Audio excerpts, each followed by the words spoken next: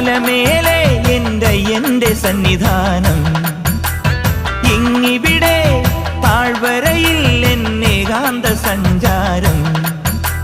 ശരണം ശരണം എന്റെ സ്വാമി, എന്റെ വിളിയൊന്നു കേൾക്കെന്റെ സ്വാമി. ഇരുമുടിയേൽക്കൂ സ്വാമി, എന്റെ പാദങ്ങൾ നോവുകയല്ലോ. കാടിന്നിരുൾ മുടിയാകെ മലങ്കാറ്റേറ്റുലയുകയാ. കാട്ടാനകളുടെ മേട്ടി കരിമ്പുലിയുടെ മൂളൽ കേട്ടു. തുണയിവിടാരും